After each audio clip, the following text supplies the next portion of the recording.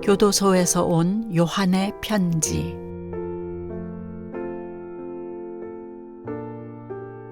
사랑하는 어머니께, 오늘은 새벽부터 일어나 함께 생활하고 있는 형제의 사회 복귀날을 기뻐하면서 잠시지만 이 형제를 위해 두 손 꼭 잡고 형제의 앞날을 주님께서 인도하시기를 기도하며, 이 형제가 새벽 4시 30분에 출소하는 모습을 보고서는 저도 말씀 묵상으로 하루를 시작하였습니다.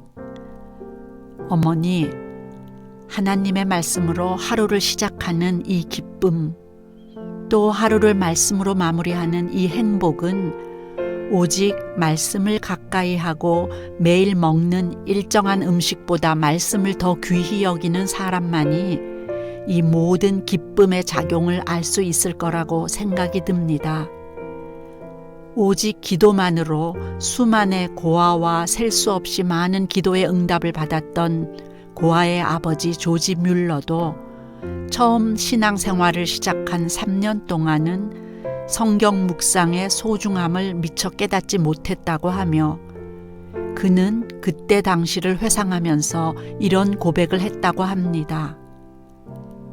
그 당시에는 기쁨도 없는 죽은 사람과 같았고 자신의 생애에서 잃어버린 날들이었다. 그러나 성경을 매일같이 묵상하게 된 후 나의 마음에는 날마다 기쁨이 넘쳐났고 그때서야 하나님의 축복을 경험하게 되었다. 어머니, 조지 뮬러의 경험을 통해서도 저는 하나님의 말씀 안에서 누리는 기쁨만 우리의 진정한 기쁨이 될 수 있다는 것을 알았고, 우리가 매일 묵상하는 말씀 안에는 우리 모두가 누리고도 넘쳐날 만큼 많은 복과 참 기쁨이 넘쳐나고 있음을 알게 되었습니다. 우리가 성경 말씀을 묵상하다 보면 말씀을 떠나 기쁨을 추구하다 결국 비참해져 버린 여러 인생들을 보게 됩니다. 대표적으로 삼손이 그러했고, 쾌락과 세상의 기쁨만 추구하다 멸망한 소돔과 고모라 백성들이 그리 되었으며, 창세기 말씀에서도 말씀을 떠나 심판을 받은 노아 시대의 사람들을 통해서도 이러한 사례들을 어렵지 않게 찾아볼 수가 있었습니다. 안 그래도 요즘 지구촌의 재앙인 코로나로 많은 사람들이 혼돈과 공허 속에 빠져 모두가 갈팡질팡 어찌할 줄을 모르고 있는 이때에 그 옛날 하나님께서 혼돈과 공허 속에서도 말씀으로 질서를 주셨듯이 이제 우리 모두도 말씀을 가까이 하여 마음속의 공허함도 없애고 모두가 말씀으로 하루를 시작하는 기쁨 속에서 말씀으로 하루를 마무리하는 우리 모두가 되었으면 좋겠고, 주님 주시는 생명의 생수로 참된 행복을 이제는 모두가 누려봤으면 좋겠습니다. 나는 성경을 사랑합니다. 조지 뮬러의 이 고백이 날마다 저의 고백이 되고 우리 모두의 고백이 되는 그날까지 날마다 기도하고 또 기도하겠습니다.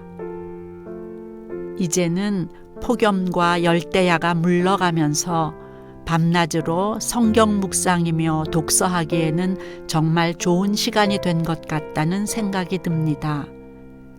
더군다나 요즘은 교도소 직원분 중 누구 하나가 접촉 또는 의심 증상이라도 있으면 그날은 예방 차원에서라도 추력, 운동, 접견 없이 방에서만 생활을 해야 하기에 조금은 답답하기는 하지만 또 좋게 감사하게 생각하면 어머니가 책을 많이 보내주셔서 책도 그만큼 많이 볼 수 있고 성경 묵상도 정해진 분량의 2배 이상은 묵상할 수 있게 되어 나름 경험해보지 못한 지금의 시간에 잘 적응하며 이 생활도 잘 이겨내고 있어서 감사드릴 뿐입니다.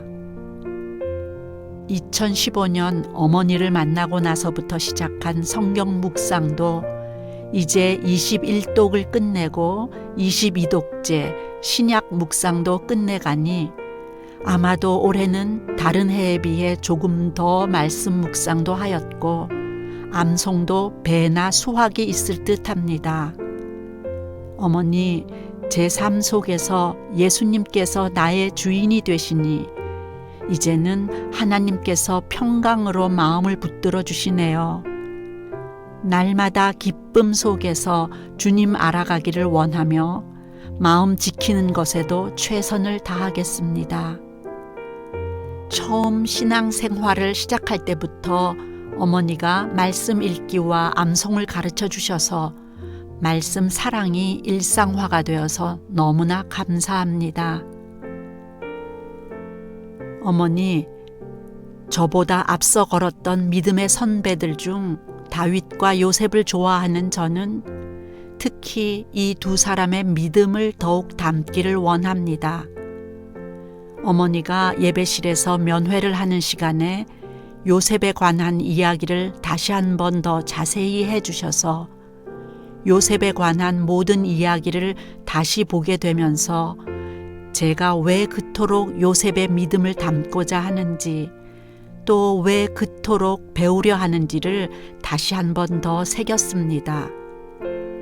어머니와 또 우리 홀리 가족들이 함께 정성 들여 한아름 담아오신 귀한 말씀과 귀한 사랑을 어찌나 많이 받고 또 어찌나 많이 먹었던지 음식이 아닌 이것을 소화시키고 담아두기 위해 지금도 꽤나 무지 애를 쓰고 있습니다. 어머니, 요셉과 같은 사랑이 저에게도 일어나니 참으로 어리둥절하기만 합니다.